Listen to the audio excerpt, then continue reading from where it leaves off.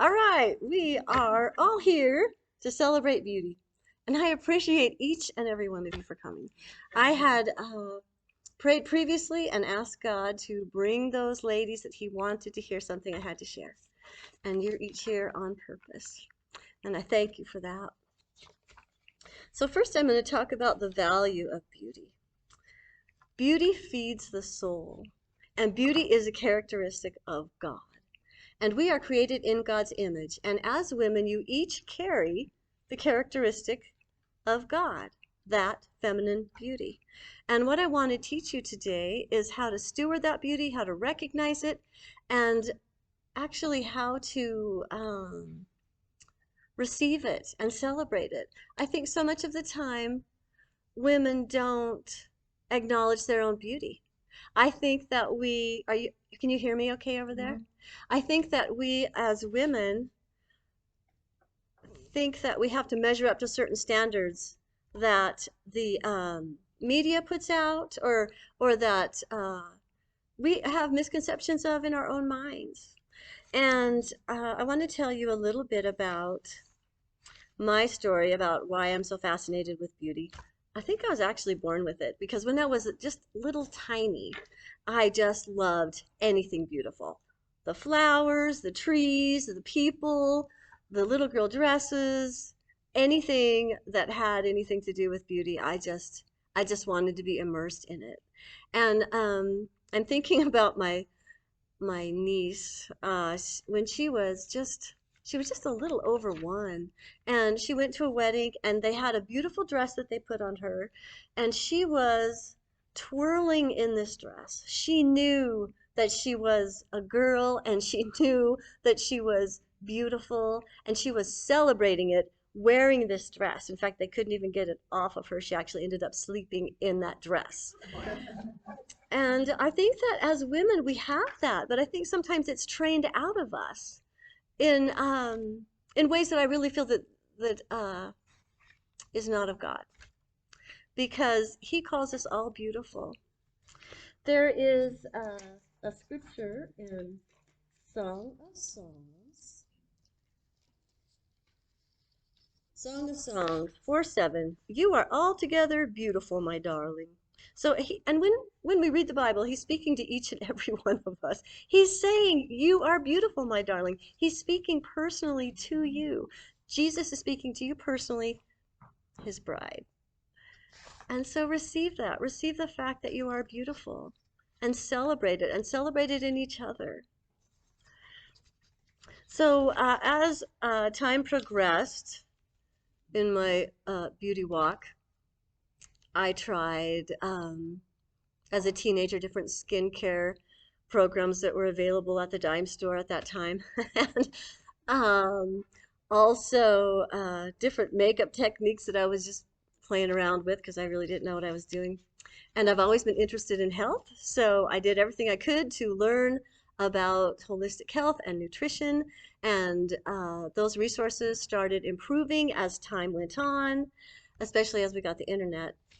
And at one point in time, I did get a esthetician license and work as a makeup artist in Denver, and just had a wonderful time doing that, but missed my family here in Wyoming, so moved back and was able to work at Macy's and manage the Estee Lauder, the Lancome, and the Clinique counters there. And during those years, from Denver to the end of my Clinique, Estee Lauder, and Lancome careers, I had opportunity to interview hundreds and hundreds of women and see hundreds and hundreds of faces up close and personal. And what I learned was that nobody was satisfied. Nobody was satisfied. Nobody just had that confidence of, yes, I'm beautiful. What can I do just to take care of my beauty? And it made me really sad. And another thing that I learned was we can use all the creams, but it doesn't change what's happening cellularly, because skin is created from the inside out, and every single tissue is created from the inside out. And so health has to be the foundation of the beauty. That's what's going to bring us the radiance, as you know. And we have people here in the health field who can testify that health is the foundation of our beauty. I want to share a picture of a gal who I wish I could meet her because she just tickles me. She's very confident in her beauty, and if you wouldn't mind to please share that with the other gals after you look at it. She's just really confident in who she is, and she's somebody that I would one day love to meet. And I'll share that here with the camera here in just a second. But if you look at her expression, she is carrying her beauty. She is celebrating life. She is celebrating who she is. She's not letting any parameters stop her, just feeling good about herself and good about life. And notice she's got a little fashion statement going on there. Notice that bright yellow and white striped dress. She's got her bold rimmed glasses. And, you know, I would say to this gal, can I take you to lunch? I want to get to know you. She just entices me. And I want to be like that gal. I want to share with you that we don't have to say, mind sharing that with Marilyn, we don't have to say, I'm not beautiful because of whatever comes into your head. I mean, whatever that thing is that comes into your mind, I'm not beautiful because. I want you just to put that down, because that's the lie of the enemy. You are intrinsically beautiful. And I'm going to share this with the camera. Nicole, would you mind to bring that over to me so that I can show on this recording what that picture looks like of this fabulous gal? Yes. So here she is in all of her glory. I don't know how old she is, but she's not a spring chicken. No. But she is beautiful, and she's celebrating life, and she's celebrating herself. And then on the other side, I'll just show this on the other side.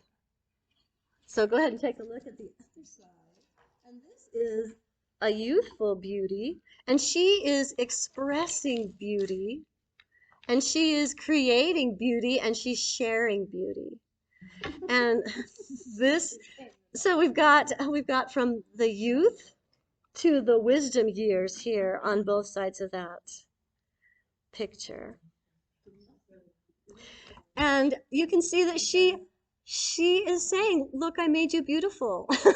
she's just happy that she's able to share that, her perception of beauty with her friend. And I love that picture too. Yes, she absolutely is. And when we look at what health is comprised of, it's all five senses. It's not just what we eat. It's all five senses.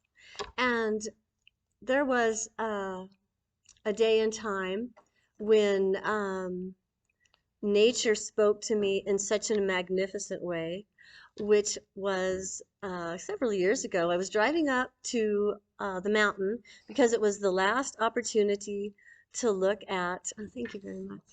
It was the last opportunity to look at the trees before they fell off because there was a storm coming that night. And it was the fall. They were just turning, and it was quite lovely and magnificent, I'm sure. But I didn't get to see that. But I got to see something even better. So I'm driving up the mountain, and on Lookout Point, there was the start of this most incredible, magnificent sunset. And it was a gift. God was saying, I have something for you. It was a kiss. I just had to stop. I was mesmerized. I really believed that he made that for me. Like it was for me personally, not that other people didn't get to enjoy it, but like he did that for me. I really felt that I needed that gift that day, and he did that. And that was so beautiful. And that was a way that I was ingesting beauty. It was feeding my soul. And we need to look outside the parameters of what we think beauty is, and how we feed ourselves with all the five senses. Think about beautiful fragrances, which another passage, one of my favorites, Proverbs 27:9, perfume and incense bring joy to the heart and the pleasantness of a friend. So it's when you smell a nice fragrance and when you're with a good friend, then it's the same emotional feeding that you get, and God created us like that. So surrounding yourself with scents that you love, with colors that you love, with uh, cozy blankets and essential oils that speak to your soul, a bird bath, whatever it is that brings you joy. Look at how healing comes from more than just your food or medicine. And that's actually um, where Ayurveda comes in. Because as I was searching after I finished my clinic career, I was searching for health education to support beauty because it's just in me like a passion. And so I started studying holistic health care and became certified as a holistic health coach and holistic nutritionist, and I'm very grateful for that. But what I also learned in that process was people were responding differently to different foods and different herbs and different exercise, not the same response. One person's medicine is another person's poison. And I became frustrated with this. So I continued my search after these certifications, and I happened upon Ayurveda. I don't think it was coincidental. And through my searching, I was able to find a wonderful school here in the United States called Joyful Belly, and it is ran by John Immel, who has a strong Christian faith. And so that was the school for me. I mean, that I knew that was where I needed to be. So I was grateful to be there, and I'm still grateful to be there. I'll be graduating this August with my certification. Thank you so much. And that is a missing link in the whole picture of health and beauty, because we're all different. We're going to respond differently. So I'm going to talk to you a little bit about what Ayurveda means. It's the name Ayurveda is Sanskrit. It means the study of life or the study of longevity. It's the oldest continuously practiced medical system in the world, and it has to do with diet and lifestyle choices. And you might think, what is a lifestyle choice?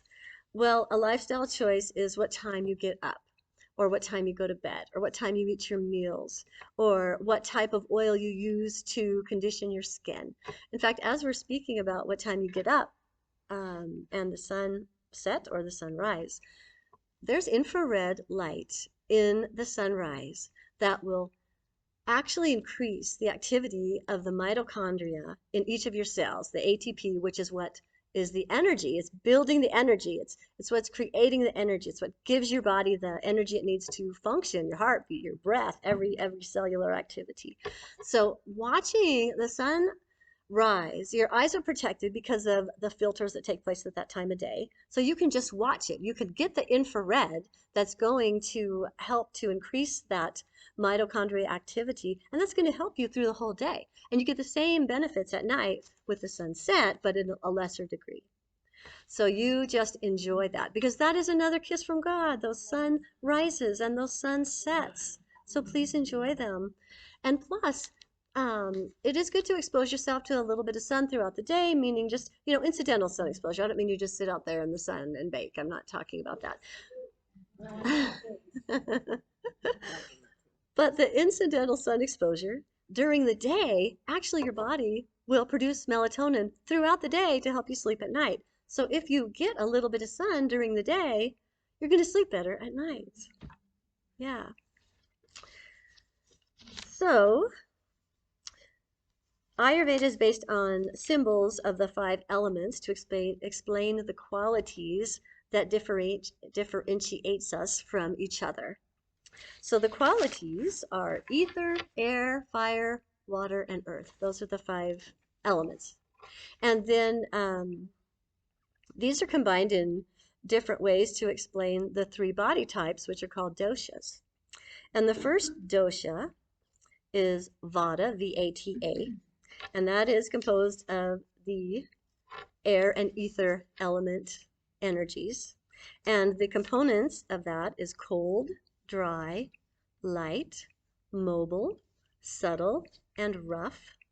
And if you think of all those qualities in this body type, body-mind type, think of a dry, crunchy fall leaf. You can hear it as it blows along the ground. It's in motion.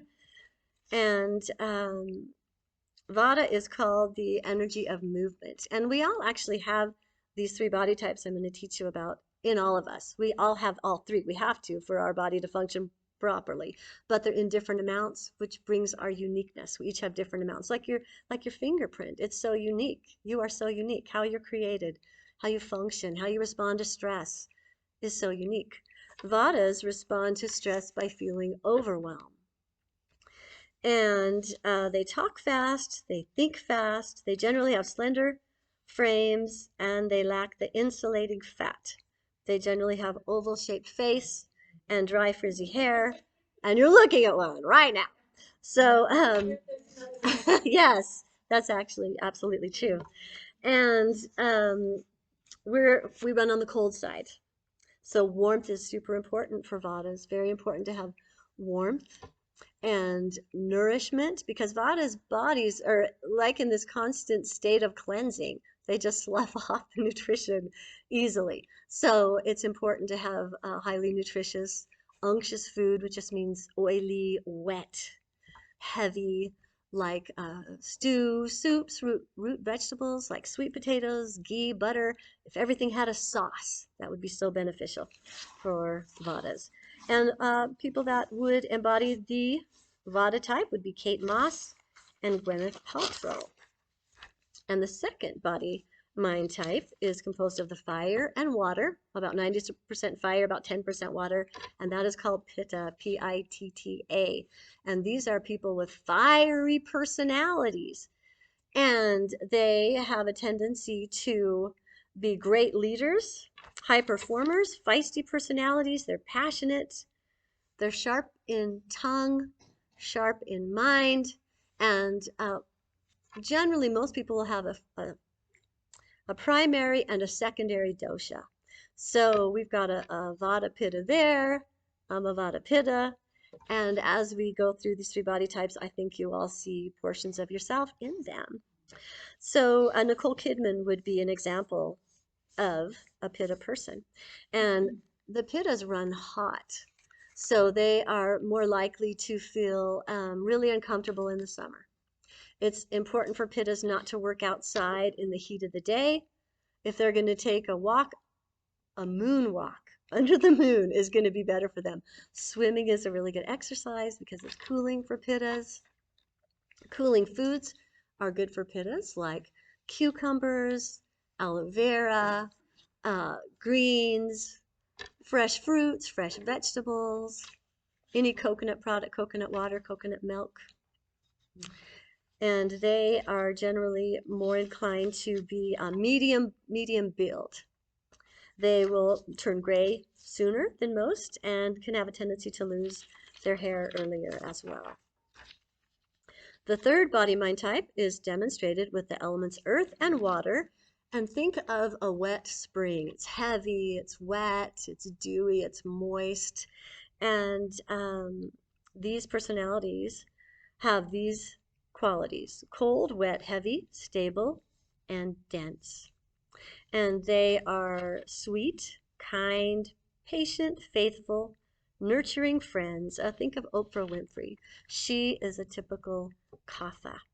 And people with the Kapha dosha have the ability to take what they drink and what they eat, and it makes tissue, which is great in some ways because beautiful skin, stronger bones, healthy, thick hair, more watery, transparent eyes. I mean, they're just dewy, luscious people, but they have a tendency to gain weight. So there's really positive sides to every dosha, and then when a dosha is imbalanced, the body mind type is imbalanced, there's negative sides. So what we want to learn is how to keep ourselves in balance with the right diet and lifestyle choices for our own individual physical makeup. So what we will use in Ayurveda is opposite qualities to balance. like I was talking about the pitta and the heat. So we'd bring cool in. It's lifestyle choices. It's just such a simple component that it's sometimes hard to understand just because it's so easy. Like if you're cold, you're going to put a sweater on. If a Vata person is cold, a bath is the best way to get warm because the heat can actually penetrate down deeper into the tissues than it can with a shower. So Vata people, if you want to take a bath, that's a really great way to get warmed up if you're cold to the bone, which sometimes happens, especially in Wyoming. So I'm going to share another picture with you. Well, this one, here's another beautiful lady. She expresses her beauty in a pitta way. And I'm sure you know her, Annie Oakley. Is Annie Oakley amazing? I mean, well, she was. She's still amazing. I bet she's in heaven. She's so awesome, I bet. I hope so. I hope I get to meet you, Annie Oakley. So just look at that. And then on the other side, we've got the nature picture, which feeds you. Even the picture of nature actually has the ability to calm your nervous system. So even if you're not in nature and you're looking at pictures of nature, it can change your physical response. So it's a good idea to keep pictures of nature around, those picture books you can buy of beautiful photographs. But the other picture I want to show you is a picture of a lifestyle choice, which is using opposites. So go ahead and share that one. And those folks have made little newspaper hats. The lady's husband made newspaper hats because it was a hot day and they didn't have a hat and he created one for them. So this is just a little concept of what a lifestyle choice looks like, what you can do, an opposite, bringing an opposite in to bring balance to the situation. This is a hot day. They're bringing the shade of the little paper hat that the husband made for both of them. And it's just so simple. And that's what I really love because Ayurveda is for common folks. And a lot of the herbs that we can use to support our individual body makeup are most likely already in your kitchen. It's just such a beautiful, simple way to support your health. Simple changes can make such an impactful difference. When I first started practicing the Ayurveda techniques on myself, they sounded so simple. I was like, I'm not expecting much with these changes I'm making. But it was huge. My skin changed, my emotions changed, my stability level changed. Actually, when I first started this process, I was underweight by quite a bit. And Ayurveda just like put pounds on me real quick. Because of my body type and what I was doing, it worked. But that doesn't mean you're going to gain weight if you do Ayurveda, just if you followed the wrong body type. That's what would happen. But for me, I needed the extra weight. And it helped my digestion to do that. That was something that John Immel had recommended that I do. And I was fortunate to have a consultation with him when we first started. He gave us that. And it really helped. I could see all the little nuances that made such a difference. And it just really created more passion for me to learn the foods and the lifestyle choices that would bring me even to further balance. Another thing I noticed as I balanced my Vata is that here comes this Pitta with a little bit of a fiery personality. I mean, once you get one dosha balance, you can see maybe something else that was a part of you that you didn't realize, and that did happen to me. So I did have to bring in some cooling elements, and still do on occasion, to where I am balanced. And that was just part of the process for me. And it was interesting, really. The whole thing has been incredibly fascinating. Another thing that I loved about Ayurveda is that it treats the root cause. It doesn't just treat the symptom. Through the thousands of years that Ayurveda has existed, they have learned what is the root cause of these situations that bring about disease. And practicing the Ayurveda can it's a great preventative, but it also can cure some diseases if you catch them in time and apply Ayurveda in a very comprehensive way. Another thing about Ayurveda is that you need to keep doing it. It's layer upon layer upon layer, and it also has to do with building healthy habits, healthy routines, healthy habits, and you want to start really slow with this. When you start a habit or two, you want to get those down really well before you add another one so that they actually become part of your foundation, because that is going to cause some strength and some stability to you physically, mentally, emotionally, spiritually when you live your life in a way that balances your body and mind. So it's real important that you learn what works and what doesn't, and once you learn what works, that you apply it over and over again until it becomes a habit. Really simple things like what time to get up. Like, for instance, getting up with the sun, watching that sunrise, is going to give you energy throughout the day. If we sleep past a certain time, for certain body types, especially kapha, it actually makes you lethargic. So if as a kapha person you're feeling tired and slow and you think, oh, I need to sleep in tomorrow, I need more rest. No, you need to get up and you need to be in motion. Kapha people need to be in motion because kapha people can have a tendency, because of the thick, rich, sweet blood that their body creates from the food that they eat. They need to be in motion because what can happen is that thick, rich blood can slow down the circulation and then clog channels. And then you can wake up with mucus in the morning. And that's a really difficult thing to have happen because it's going to coat the lungs. And then the oxygen can't penetrate the cells, can't penetrate the tissues as well. And that's going to cause depression as well as less circulation, which will affect your entire body and your energy, of course. So for you kapha people, if you're waking up with mucus in the morning, what we need to do is change the diet. We need to remove things that would create the mucus, which for kaphas would be wheat, dairy, excess meat, and cardamom. The spice cardamom is considered a mucus buster. You can make a little tea with cardamom and it smells so amazing. I just love that spice. And that's really actually great for all the three doshas. It's not going to imbalance you no matter what dosha you are to use that cardamom if you're feeling a little mucusy from allergies or wrong food choices the day before. I mean, even though I'm a Vata, that can happen to me on occasion if I eat too much tapioca pudding, which I can do. So it's good to know what you can do no matter what dosha you are to, again, bring yourself to balance. Hot lemon water in the morning is also a really good thing to do because it's going to clean all this, and that lemon is going to go in there and just clean the cells, and it's a good way to start your day. So one healthy choice for Vata types who are known as deficient types is to use a really rich oil to massage yourself. It actually adds like a little protective barrier between you and the elements. And you can use sesame seed oil. That's one of my favorite oils to use as a Vata type person. It's very heavy, it's very dense, and it's so great for dry skin in Wyoming.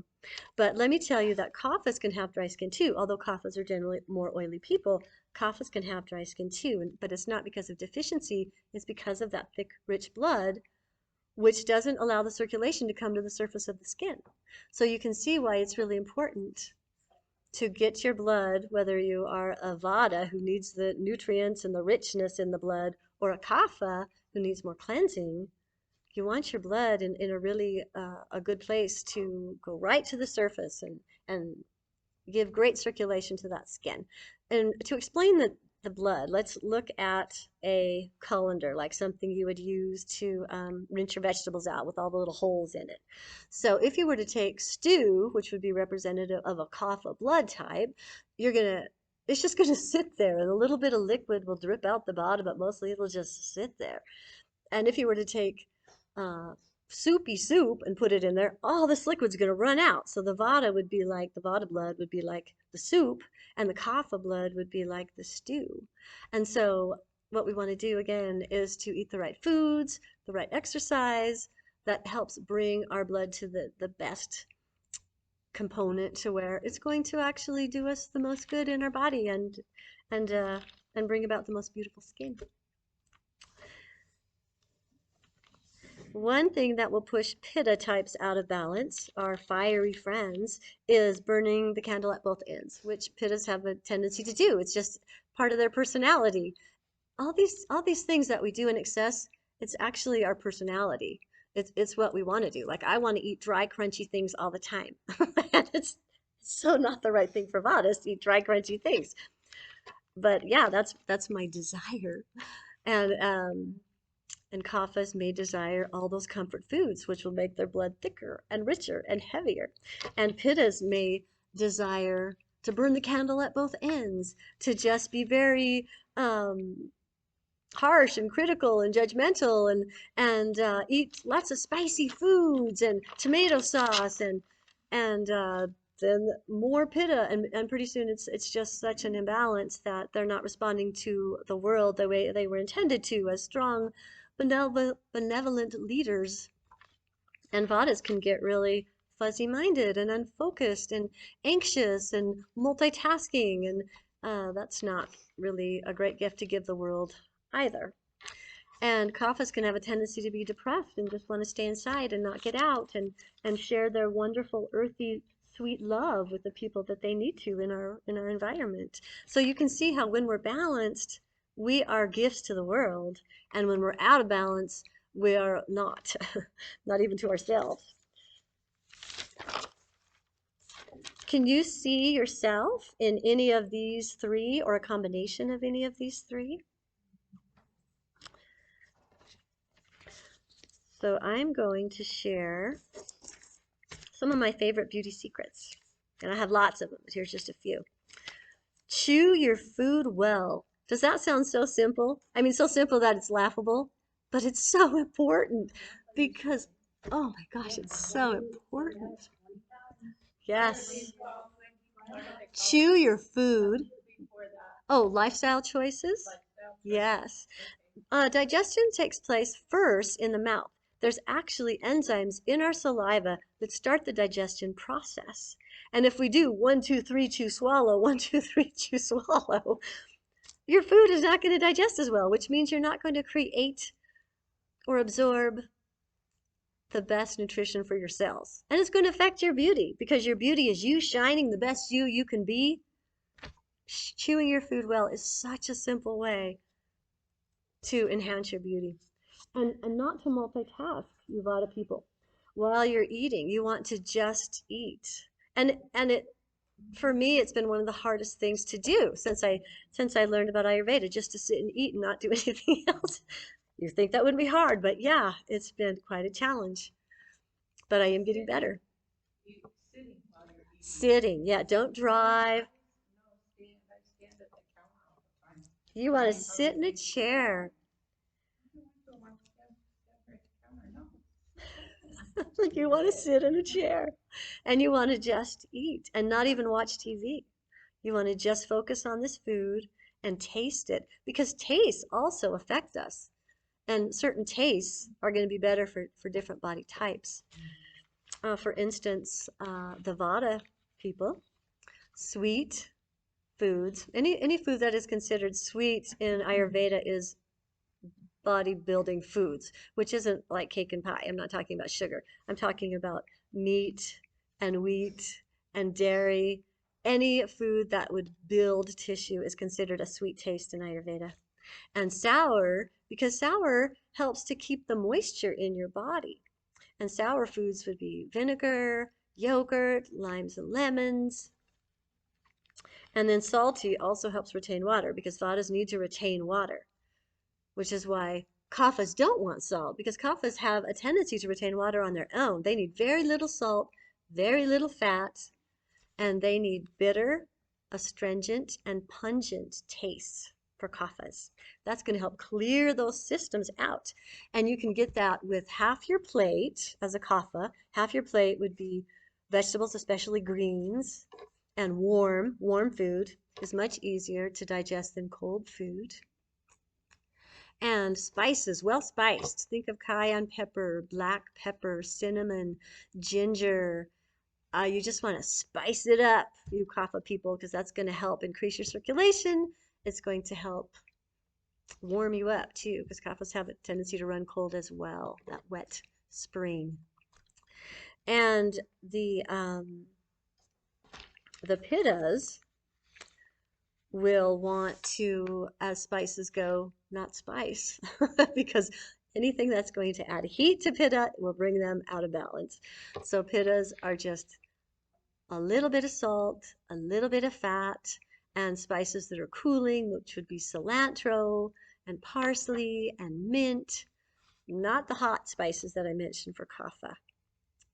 And vadas are the warming spices are really great, but the pungent spices like the cayenne, might, and jalapenos, they could more burn the oils away rather than help support the warmth because they're just a little too fiery.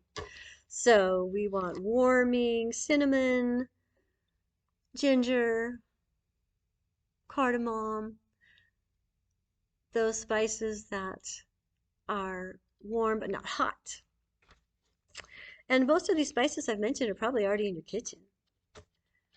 And many of the things that are in your kitchen you can actually use on your face, on your body, for great skincare. Natural skincare is one of my favorite things, and I'll just be telling you all about that. Speaking of food, I want to tell you another story about food.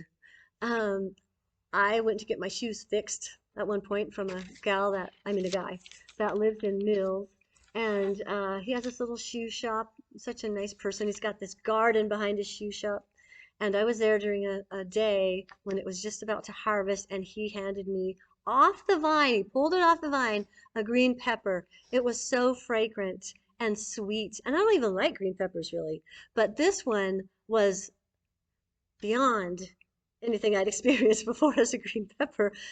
And I ate it like an apple. It was magnificent. And that flavor, those are the minerals. When you taste the flavor in your fruits and vegetables, the plants, that's the minerals you're tasting. And when you taste something you purchased from the produce section and it doesn't have flavor, it's not there, the nutritional value. It's lacking the nutritional value. And actually, the fruits and vegetables we buy in the produce section have been there traveling from the point where they're picked from their vine or the plant source, weeks sometimes, until you're actually putting it in your cart. And then you can sit in your own fridge for a couple of days or longer. So the best way to get these nutritional elements from your fruits and vegetables is to have your own garden or buy them frozen, because they freeze them in their best, most beautiful point of ripeness with the best, most beautiful containment of the nutritional value. So if you don't have your own garden, frozen is going to give you more nutritional value than produce section, unless it's a farmer's market. And then those folks have just brought that from their garden, and that's a good place to purchase your produce as well. And when you think of the chlorophyll, like in that green pepper, that was the energy of the sun. I was eating the energy of the sun. And that's why plants give us such a great foundation for health and nutrition, because it's actually the sun's energy we're eating. And when we eat meat, it's once removed, because the animals have eaten the plants and taken in that sun's energy, and then we eat the animals. But they're not going to have that same energy capacity for you that the plants will. They'll build tissue, and for some people like myself, I need a little meat. I used to be a vegetarian and I was not well. Let me just tell you, I needed a little meat. But we don't generally, most people don't need meat every meal or even every day. So consider something of a flexitarian diet for yourself. Just try implementing more plant products and see how you feel doing that. And if you do want meat, pittas and kaphas do better with the lighter meat, the fish, the chicken, the turkey.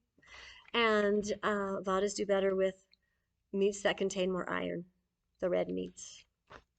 Not that other folks won't also want red meats at time, but just remember that it's going to build tissue. So as you choose your food, you just want to say, what is this food going to do for me? How is this going to affect my body? And keep a log, because as you eat different foods, as you try different herbs, you want to know how it's going to work for you. We do herb experiments as part of my study, where we'll take an herb for the week or two, and one at a time during different times of the day or different days even, you just put it in your mouth all by itself. And you really get to know what it's doing. Is it heating? Is it cooling? Is it bitter? Is it sweet? Because all these tastes have different components and will affect your body differently. And over time, you'll be able to know what tastes are going to help balance you and what herbs will help balance you. And even during certain times of the year, like now we're entering spring, and our body during the winter will naturally put a layer of fat over our organs to protect us from the cold. And the animals do the same thing. And in the spring, if you have bitter foods like dandelion tea, dandelion root tea is a bitter tea. It's going to help to get that fat out of your bloodstream, and you'll be less likely to get the sniffles and not feel well during the spring if you help your body release the fat that it's going to dump in the blood, because as it warms up, that's your body's natural response to the warmer weather.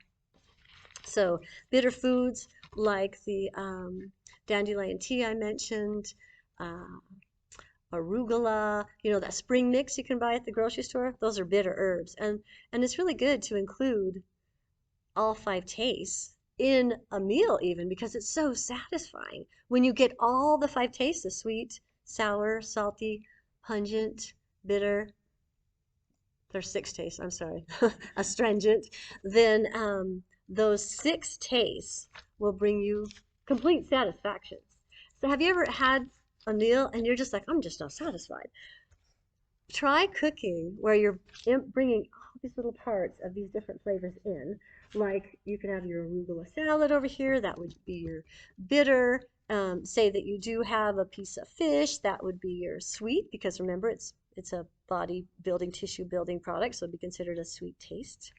And sour, maybe you have a little lemon that you squeeze. Maybe you have some pungent spices that you can add just a little bit of black pepper to your salad dressing. Just you can add the different flavors, and you will find that you are so much more satisfied. And if you start your meal with the bitter salad, then everything tastes so much sweeter. It's like cleansing your palate. So if you're going to have guests over, start them with something bitter and then feed them, and they'll just think your cooking is amazing. And when you choose your meat, make sure that it's hormone and antibiotic free. That's just so important. Better quality food is going to make better quality cells, which will make better quality tissue, which will make better quality skin, which will make better quality beauty. So protect your beauty by the value of the foods you choose. You want to get to bed by 10. And the reason you want to do this is because between 10 o'clock at night and 2 o'clock in the morning, your body is created to cleanse the liver and the systems at that time of night. And if you're awake during that time, it's not going to get that same benefit. So you really want to be in bed by 10 o'clock so that those prime hours, 10 to 2, your liver is getting cleansed and supported. And that's going to even help to create a much better foundation for health if you're able to get to bed by 10 o'clock. And again, up with the sun, because you're going to get those great benefits from the sun up at that time. There are times, of course, when we will need a little bit more sleep, depending on if you're not well, you're going through some health challenges. For Vata people, taking a nap in the middle of the day is super helpful. For Kapha people, it makes them groggy. So if a Kapha person is feeling kind of stagnant 3 o'clock in the afternoon and wants to lay down, really what a Kapha person should do is take a walk, not take a nap, because that's going to slow down the circulation. That's going to really make things more congested. So you don't want to do that. And to have a regular routine, to eat your meals at the same time every day, get up at the same time every day, go to bed at the same time every day. If you can have a regular routine, it'll calm your nervous system down, and your body will actually start creating those digestive enzymes for your food to digest at the certain time of day that it gets used to you feeding it. It's also good to have a cup of water about 30 minutes before you eat, because it takes about a liter or close to a quart of digestive fluids, digestive juices, to digest a meal.